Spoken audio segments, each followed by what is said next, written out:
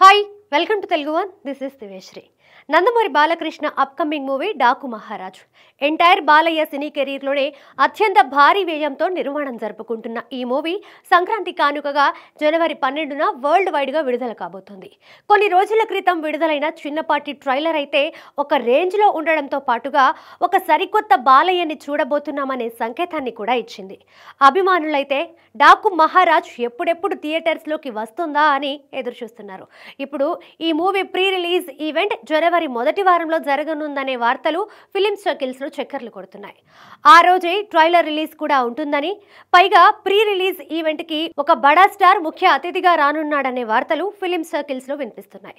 దీంతో ఆ బడా స్టార్ ఎవరనే చర్చ ఇప్పుడు అభిమానులతో పాటు మూవీ లవర్స్ లో కూడా హాట్ టాపిక్ గా మారింది. ఇక డాకు మహారాజ్ కి దర్శకత్వం వహిస్తున్న బాబీ తన గత చిత్రాలతో పాటు బాలయ్య గత చిత్రాలని మించిన విజయాన్ని అందుకోవాలని పట్టుదలతో తెరకెక్కిస్తున్నాడు.